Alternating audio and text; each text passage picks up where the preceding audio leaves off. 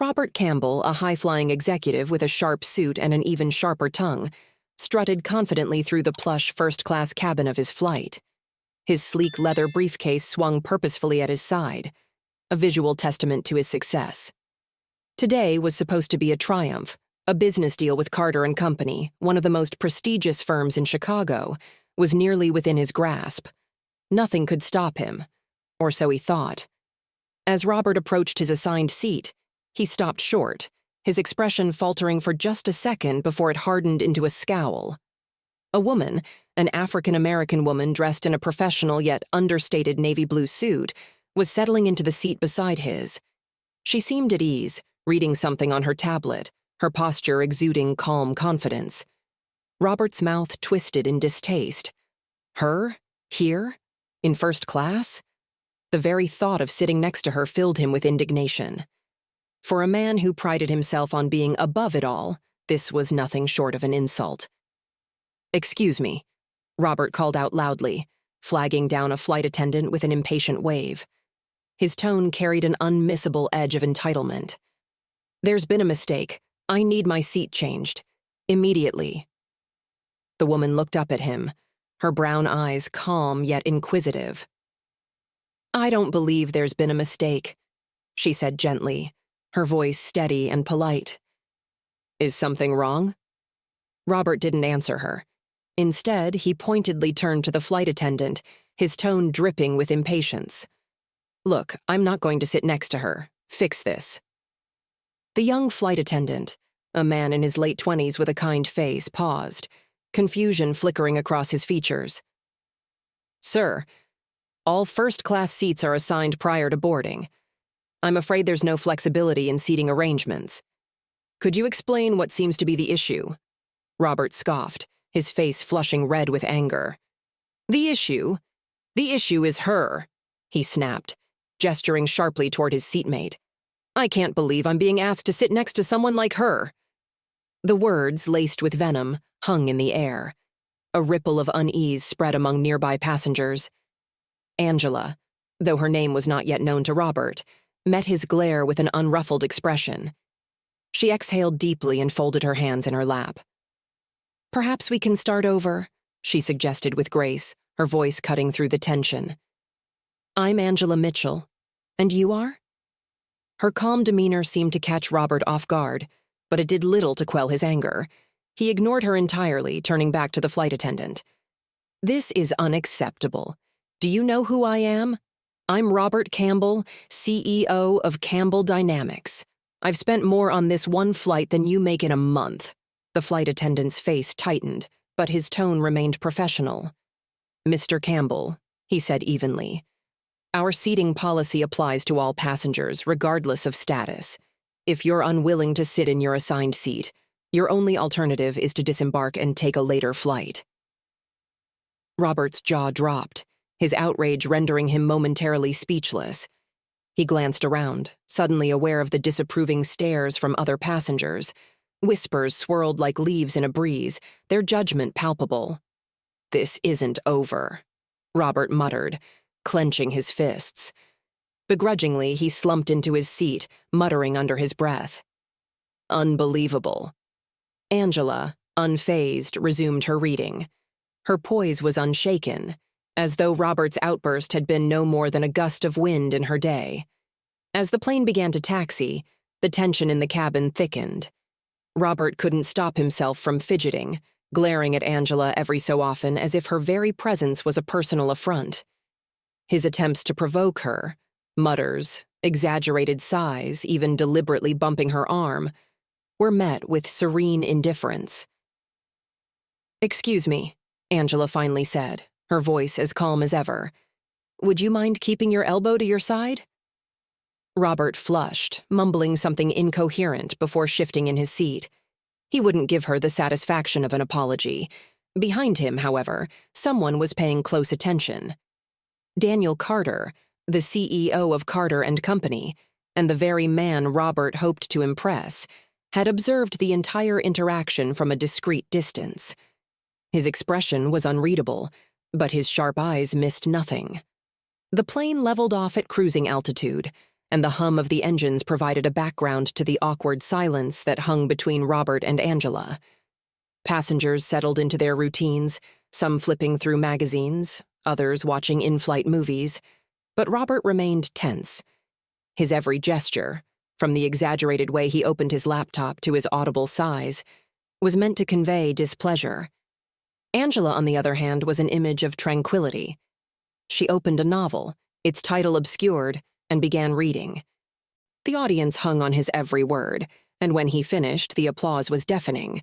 Angela, seated in the front row, gave him an approving nod, her pride evident. As Robert's efforts gained momentum, he began to see tangible results.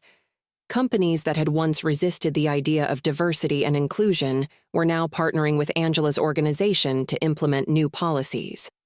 Mentorship programs flourished, providing opportunities for individuals who had long been excluded from the corporate world.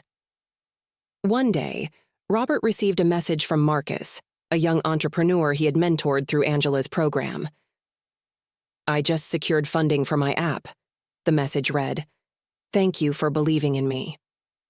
Robert smiled as he read the message, feeling a warmth spread through his chest. He had spent years chasing accolades and financial success, but nothing had ever felt as meaningful as this moment. Robert stared at Marcus's message for a long moment, his heart swelling with pride. It wasn't the kind of pride he used to feel after closing a lucrative deal or outmaneuvering a competitor. This was something deeper, a sense of fulfillment that came from knowing he had made a difference in someone's life. Inspired by his work with Angela's organization, Robert turned his focus inward, toward his own company. He called a meeting with his executive team, determined to bring the lessons he had learned into his business practices. As his employees filed into the conference room, many exchanged uncertain glances. They weren't used to seeing this side of Robert, the thoughtful, introspective leader who had replaced the brash, profit-driven CEO they once knew. "Good morning," Robert began, his voice steady but soft. "I've called this meeting because I want to share some important changes we'll be making as a company." He paused, scanning the room.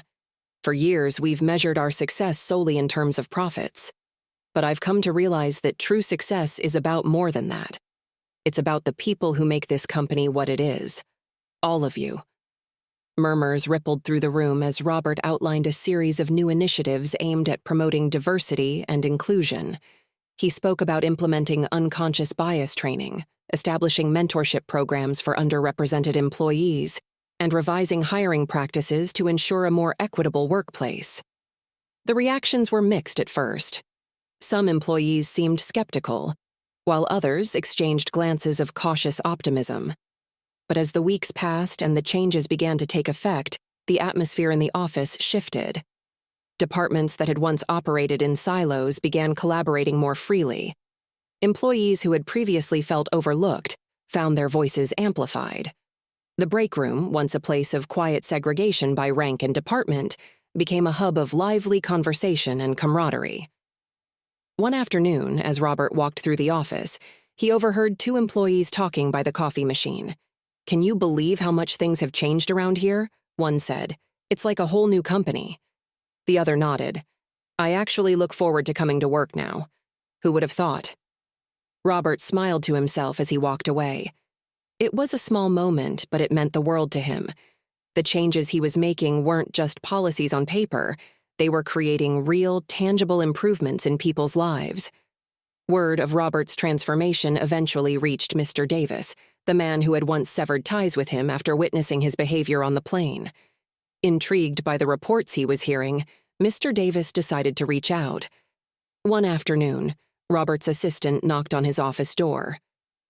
"Mr. Caldwell, there's a call for you." It's Mr. Davis. Robert froze for a moment, his mind racing. He hadn't spoken to Mr. Davis since that disastrous flight. Taking a deep breath, he picked up the phone. "Mr. Davis," he said, his voice measured. "It's good to hear from you." "Robert," Mr. Davis replied, his tone warm but serious. "I've been hearing some interesting things about the changes you've made in your company. I must say I'm impressed."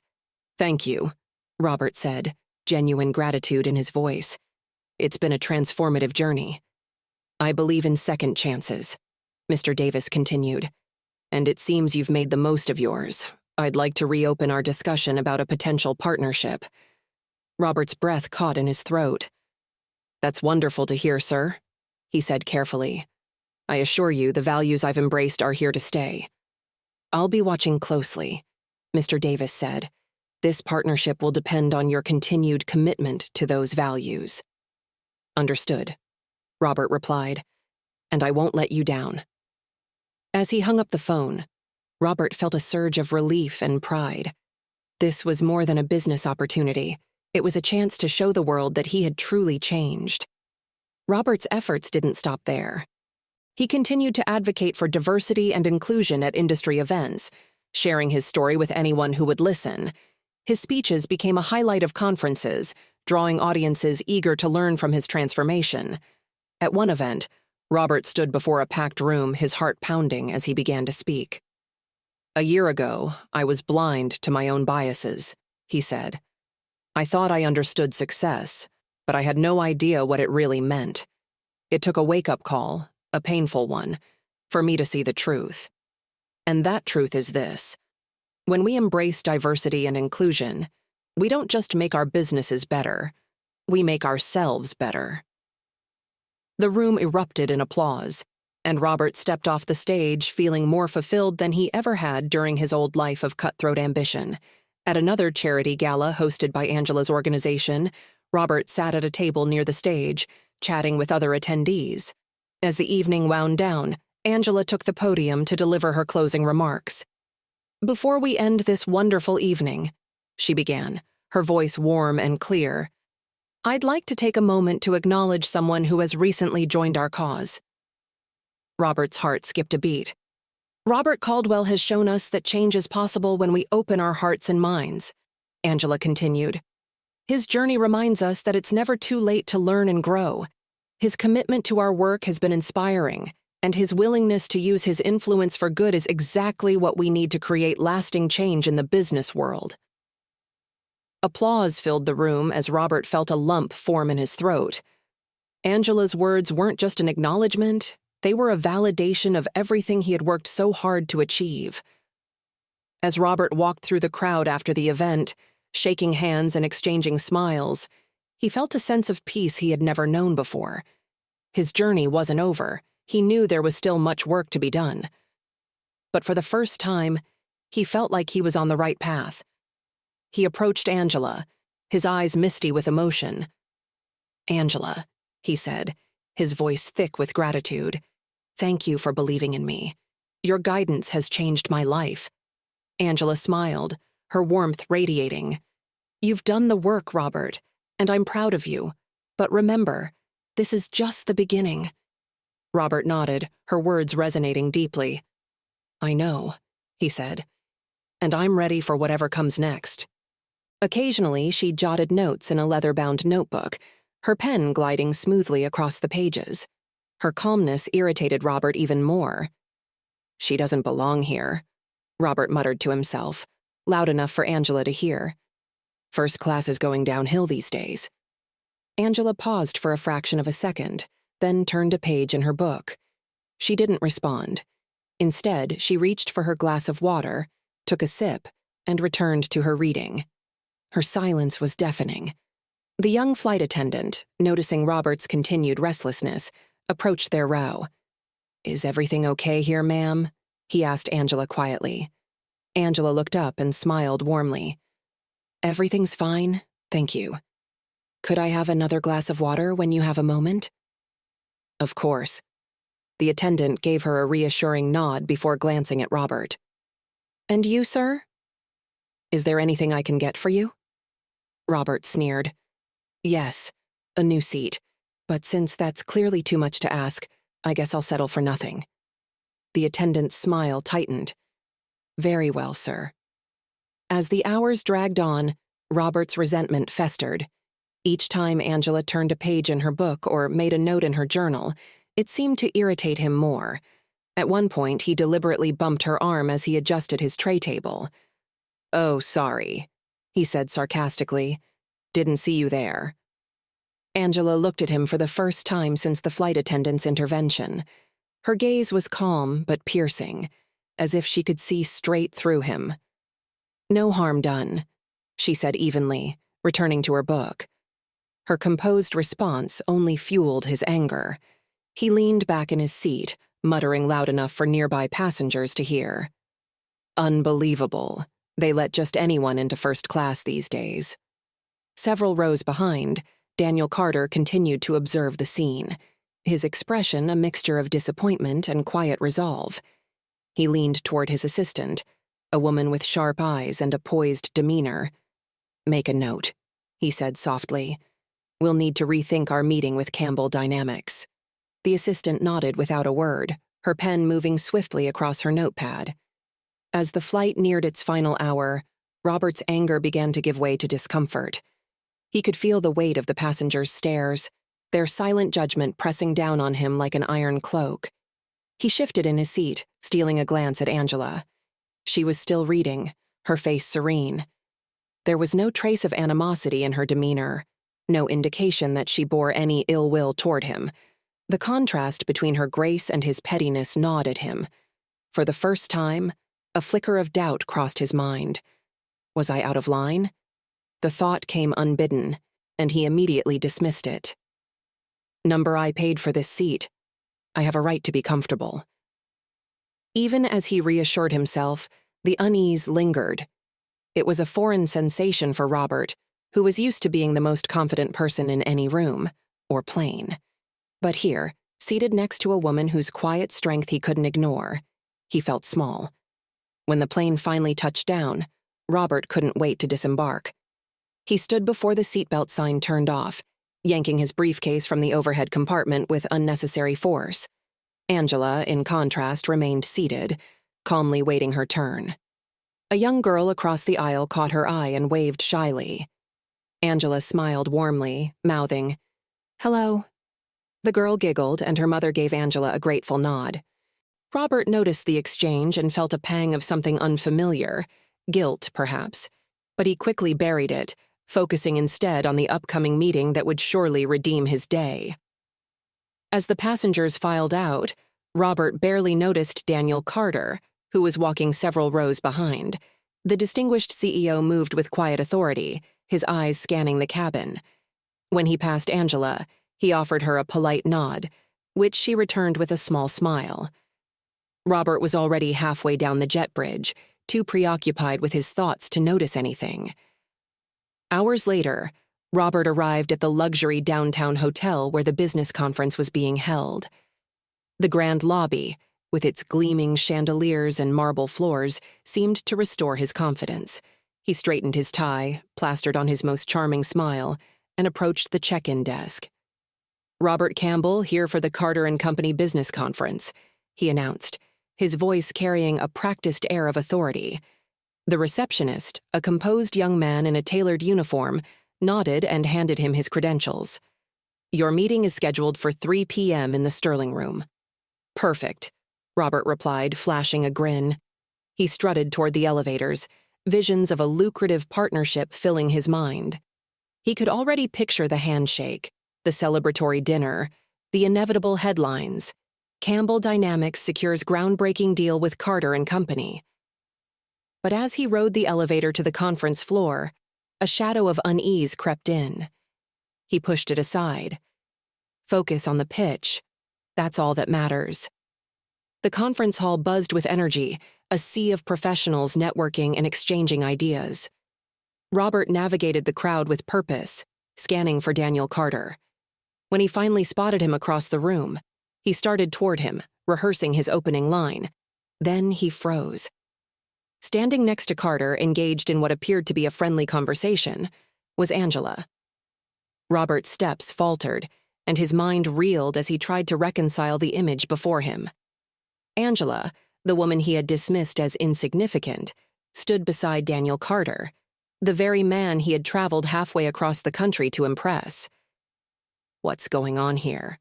he thought, his confidence wavering for the first time. He hovered near the edge of the crowd, unsure whether to approach or retreat. From his vantage point, Robert could see Angela speaking animatedly with Carter. Her warm smile and composed demeanor were unchanged from the flight, but now she seemed to command attention. Carter nodded thoughtfully as she spoke, a faint smile playing on his lips. Whatever she was saying, he was clearly impressed. Robert's stomach tightened. He couldn't shake the feeling that he'd miscalculated something crucial. But what?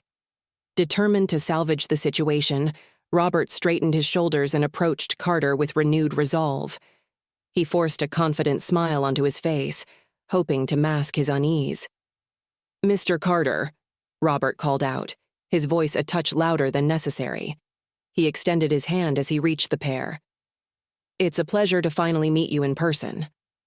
Carter turned slowly, his expression unreadable. "Ah, Mr. Campbell," he said evenly, shaking Robert's hand with a firm but brief grip. "I've been looking forward to our conversation." Robert's smile widened. "Likewise. I've prepared some exciting proposals that I think will align perfectly with your company's goals." Before he could continue, Carter gestured toward Angela. "But first, allow me to introduce you to someone. This is Angela Mitchell." Angela turned to face him, her expression polite but distant. "We've already met," she said simply, her tone devoid of malice but heavy with implication. Robert's forced smile faltered. He felt the blood drain from his face as the weight of her words sank in. "Oh," he stammered. "Yes, of course. On the flight." Carter raised an eyebrow, his sharp gaze flicking between the two of them. "Is that so? Well, then you'll know that Angela is one of our top consultants. She's been instrumental in shaping the strategic vision for our upcoming projects." Robert's world tilted. Consultant? He had assumed Angela was a nobody, a passerby in the grand narrative of his life. Now, faced with the truth, he realized just how badly he'd underestimated her. Angela, for her part, remained composed.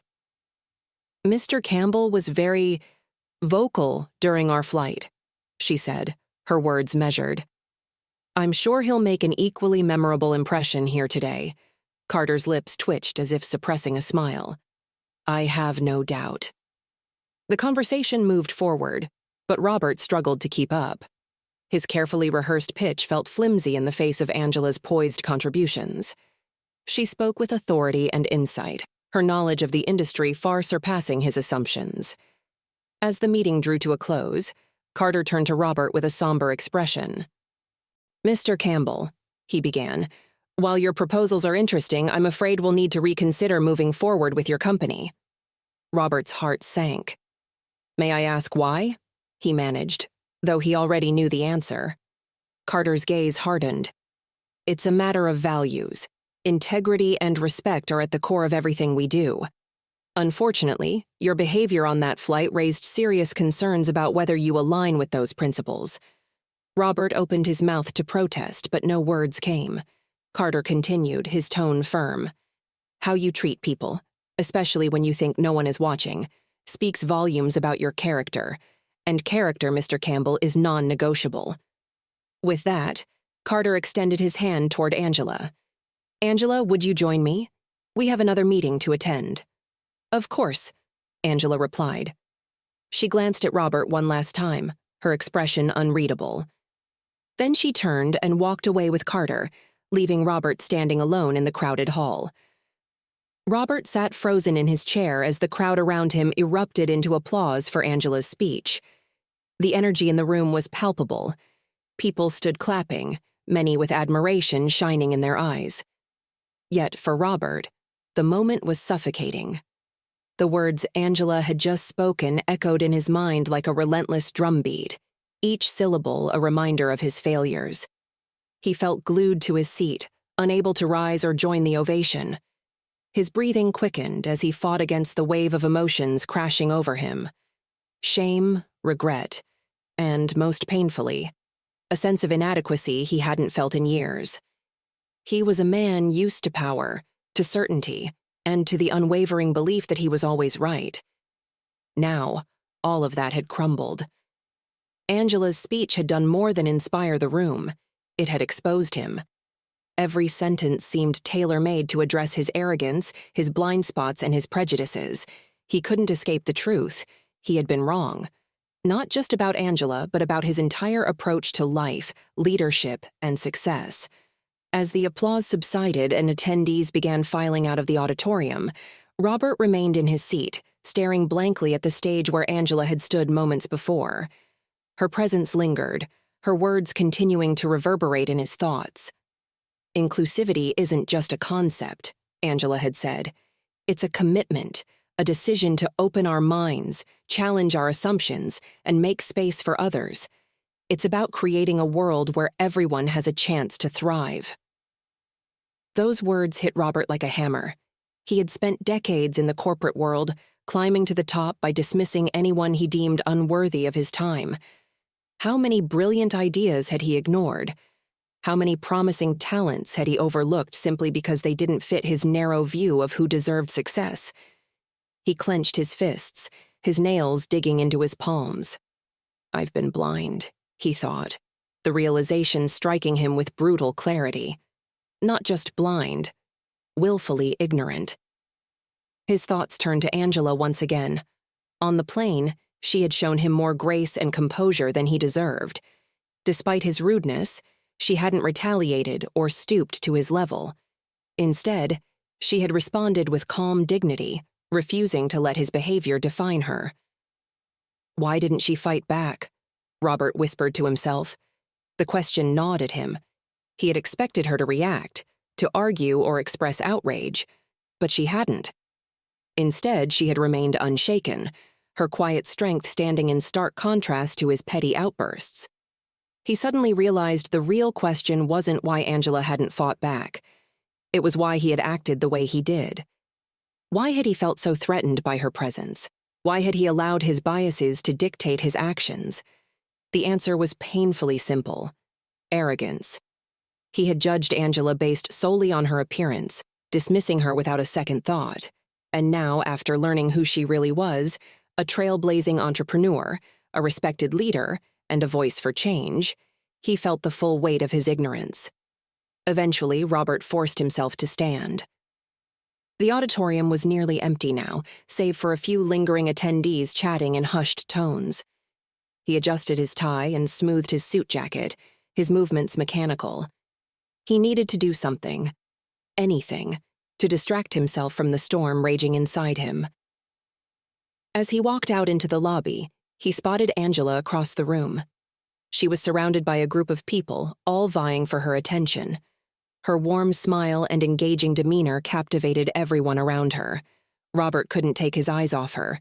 She looked different now, not because her appearance had changed, but because his perception of her had shifted entirely. She wasn't just the woman from the plane. She was Angela Johnson, a leader, a changemaker, and perhaps most importantly, a person he had deeply wronged. His feet moved before his mind could catch up. He found himself inching closer to her, drawn by an inexplicable need to say something to make amends. But as he got closer, his courage faltered. What could he possibly say that would erase what he had done? How could he face her after the way he had treated her? Before he could decide, Angela turned slightly, her eyes briefly meeting his.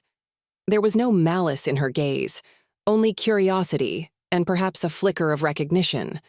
But Robert panicked. His heart raced, and his palms grew clammy. He turned on his heel and walked away, retreating to a quiet corner of the room. Sitting alone at a small table, Robert buried his face in his hands.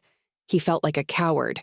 Angela had shown him nothing but grace, and yet he couldn't even muster the courage to apologize. The conversations around him faded into the background as he spiraled deeper into his thoughts. He replayed the events of the flight in his mind, each moment more painful than the last. He remembered the disdain in his voice as he demanded a new seat. He remembered the humiliation he had tried to inflict on Angela, convinced that she didn't belong in first class. And he remembered her calm response, her refusal to rise to his bait. For the first time, Robert realized just how much strength that must have taken. Angela's composure hadn't been a sign of weakness. It had been a testament to her resilience. She hadn't needed to fight back because she was secure in her own worth, a concept Robert was only beginning to understand. "I've been such a fool," he whispered, his voice barely audible. "Such an arrogant, blind fool." The weight of his actions pressed down on him like a physical burden. He felt tears prick at the corners of his eyes, but he blinked them away. Crying won't fix this, he thought bitterly. It's too late to undo the damage. But as the shame threatened to overwhelm him, a new thought emerged, a glimmer of hope. Maybe it's not too late to change. Maybe I can still do something to make this right. Robert straightened in his chair, his resolve hardening. He didn't know exactly what he needed to do, but he knew he couldn't let this moment pass without taking action. For the first time in years, he felt a genuine desire to be better, not for the sake of his reputation or his career, but because it was the right thing to do. Robert sat for a few moments longer, gathering the courage to act. He felt the enormity of the task ahead, not just apologizing to Angela, but proving to himself and others that he was capable of change. The resolve gave him just enough strength to rise from his seat. Scanning the room, his eyes landed on Angela once again. She stood near the refreshment table, speaking with a small group of attendees who seemed completely engrossed in her words. Robert adjusted his tie, his hands trembling slightly as he approached. "Excuse me, Ms. Johnson," he said softly, his voice barely rising above the hum of the room. Angela turned to face him, her expression calm but curious. "Yes?" "I was wondering if I might have a word with you," Robert continued, swallowing hard. "Privately, if you don't mind." Angela hesitated for a moment before nodding. "Of course." They moved to a quieter corner of the room, away from the bustling crowd. Robert felt his palms grow clammy, and he rubbed them nervously against his suit trousers. "I owe you an apology," Robert began, his voice trembling slightly. "What I said and how I acted on the plane, it was completely unacceptable. I was rude, disrespectful, and, well, there's no excuse for it. I treated you in a way no one should ever be treated." Angela watched him silently, her expression unreadable. Robert took a deep breath, continuing. "I've spent a lot of time reflecting on my behavior, and I realize now just how blind I've been. Blind to my own biases, to the impact of my words, and to the value of people like you, people I've unfairly dismissed." He looked down, unable to meet her gaze. "I know words aren't enough to undo the harm I caused, but I wanted to tell you how deeply sorry I am, and not just for what happened on the plane, but for the attitudes and assumptions that led me to act that way in the first place." When he finally looked up, Angela's expression had softened slightly. There was no anger in her eyes, only a quiet strength and a glimmer of something Robert couldn't quite place. "Thank you for saying that," Angela said after a long pause. Her tone was calm, measured. "It takes courage to admit when we're wrong, especially about something so deeply ingrained as prejudice." Robert nodded, his throat tight. "I don't want to be that person anymore. I want to change, to learn, and to be better. And I was hoping you might give me a chance to prove that." Angela studied him for a moment, her gaze piercing but not unkind. "Change isn't easy, Mr. Campbell," she said finally. "It takes time, commitment, and a willingness to face uncomfortable truths. But it sounds like you're ready to start." "I am," Robert said quickly, his voice firm. "Whatever it takes." Angela smiled faintly.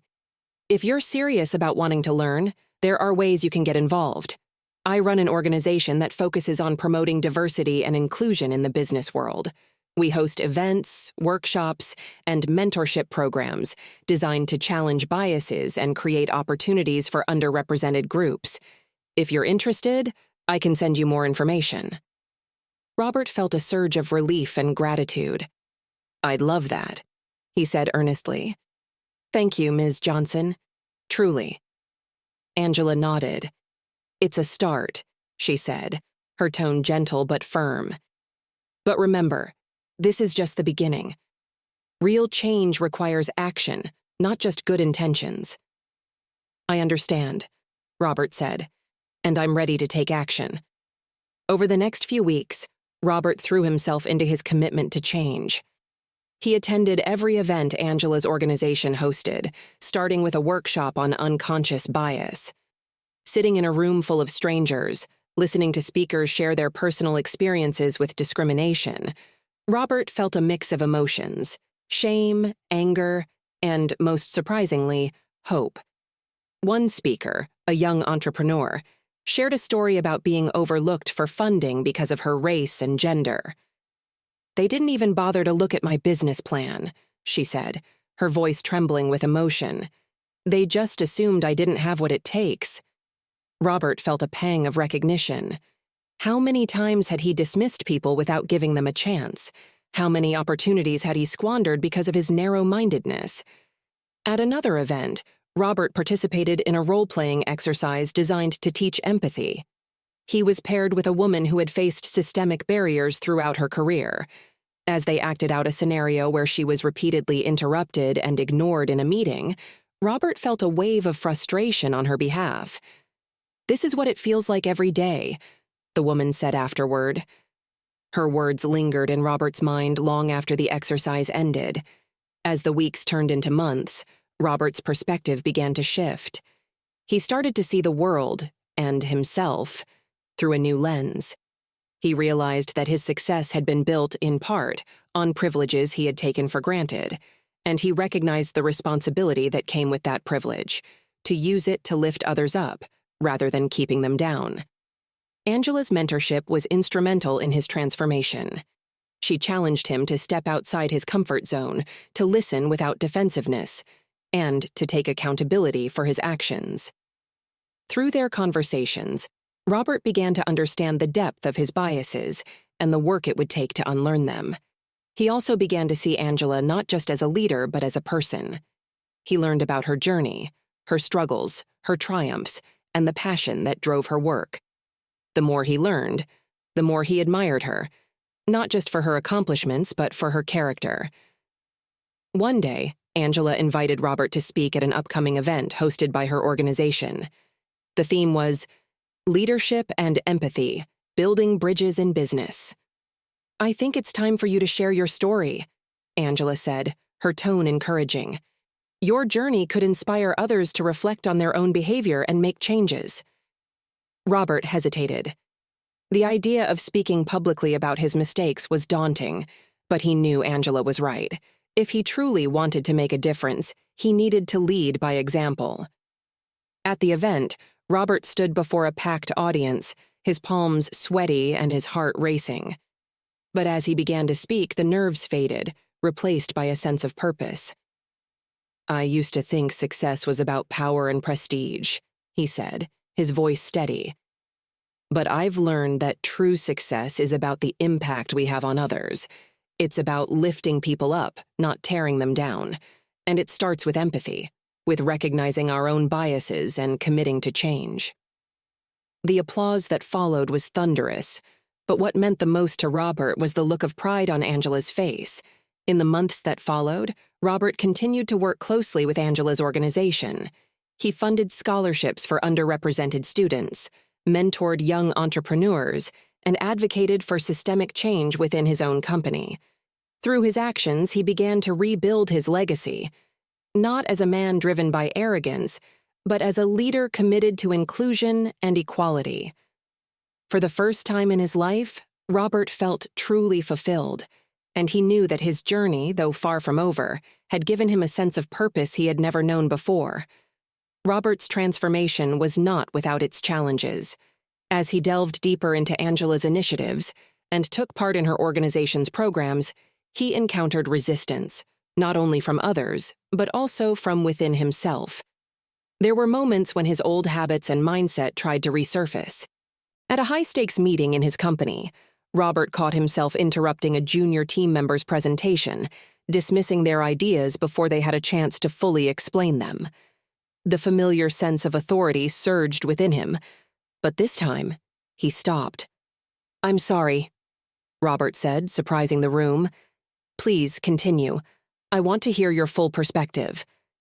The team member looked stunned, but quickly recovered, continuing their presentation with renewed confidence. Afterward, Robert received an email from them. "Thank you for taking the time to listen. It means more than you know."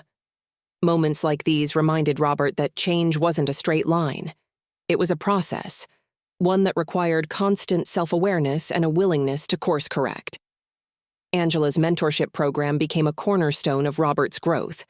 The program paired business leaders with aspiring entrepreneurs from underrepresented backgrounds, creating opportunities for guidance, collaboration, and mutual learning. Robert was initially hesitant about participating.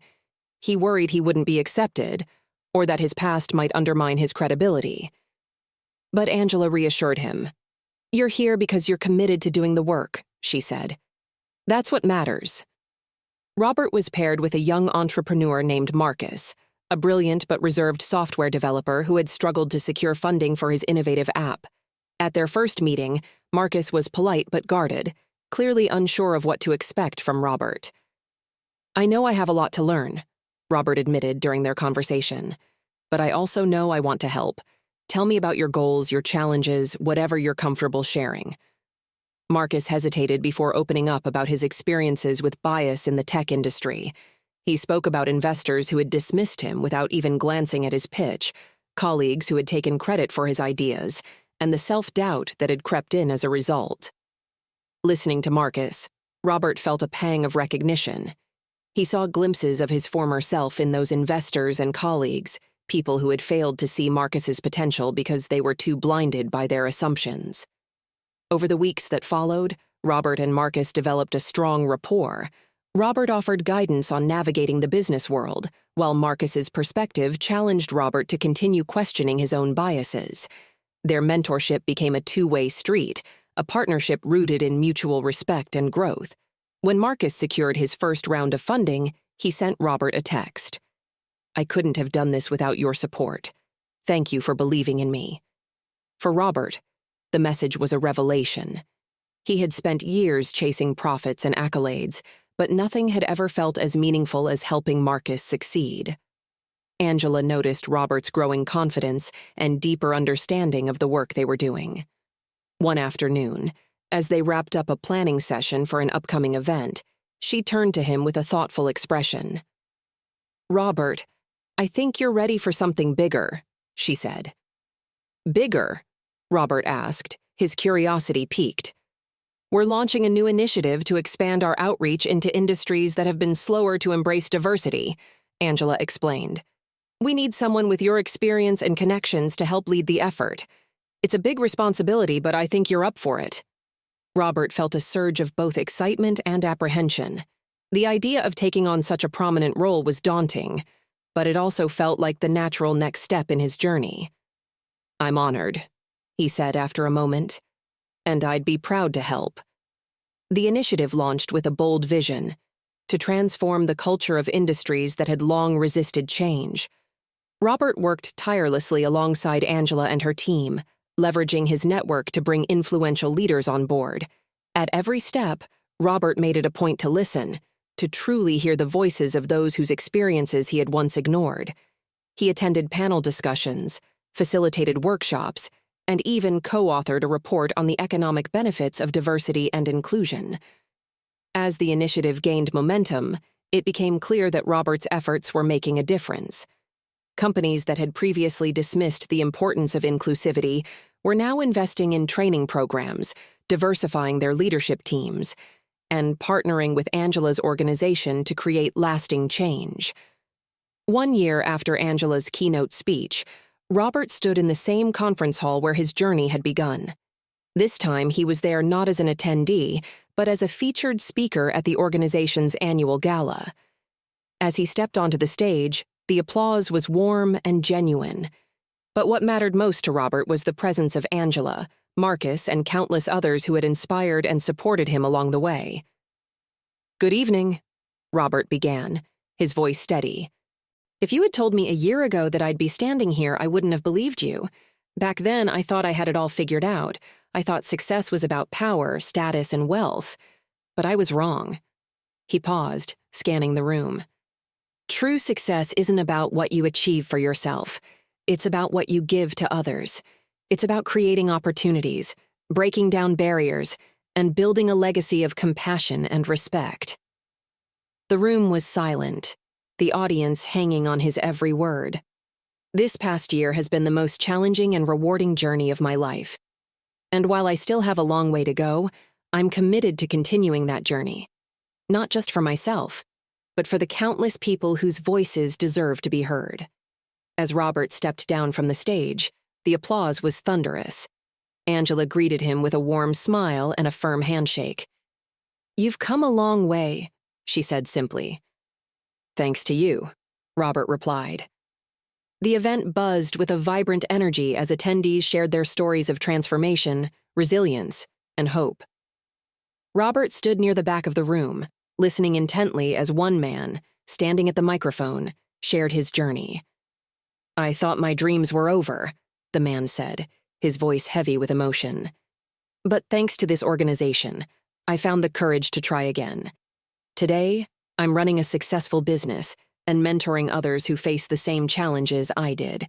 The room erupted in applause, and Robert found himself clapping harder than anyone else.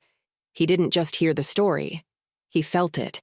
It resonated deeply, aligning with the changes he was experiencing within himself.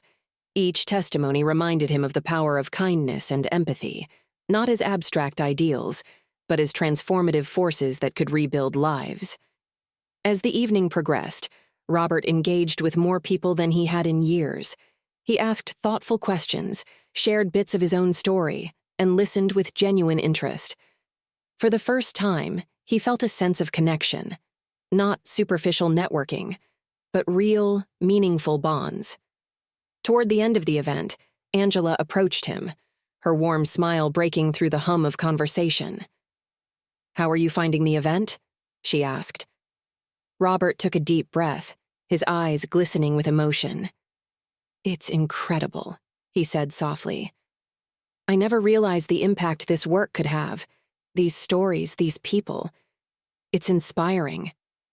Angela's eyes lit up at his words. She placed a gentle hand on his arm, her touch filled with warmth and understanding. "I'm glad to hear that, Robert. It's amazing how much we can learn when we open our hearts to others." Robert nodded, the weight of his own words sinking in. "I've been blind for so long," he admitted, his voice tinged with both shame and hope. "But I want to do better. I want to make a difference."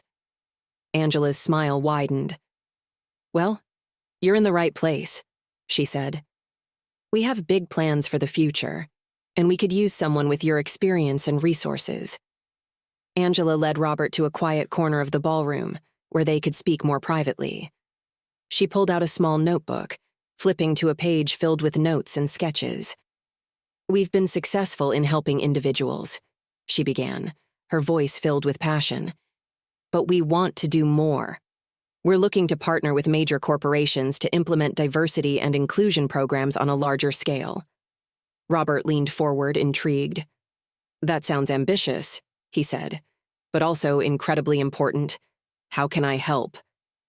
Angela's eyes sparkled with excitement. "We need advocates in the business world, people who can speak from experience about the importance of diversity and inclusion. Your story, your transformation. It could be powerful." Robert felt a surge of determination. "I'll do it," he said firmly. "I'll speak at conferences, meet with CEOs, whatever it takes. I want to use my influence for good this time." Over the following weeks, Robert threw himself into the work. He began reaching out to his extensive network of business contacts, sharing his story and advocating for Angela's vision. At first, he faced resistance. Some of his peers dismissed his efforts as a passing phase or a bid for redemption. But Robert refused to be discouraged. He organized meetings, facilitated introductions, and spoke passionately about the need for systemic change in the business world. His sincerity and conviction began to win people over, one conversation at a time. At a major industry conference, Robert took the stage to deliver a speech about his transformation. Standing before a packed room, he shared the story of his encounter with Angela and the lessons it had taught him. "A year ago, I was a different man," he began. "I thought success was about power and profit. But I've learned that true success is about the impact we have on others. It's about creating opportunities, breaking down barriers, and building a legacy of compassion and respect.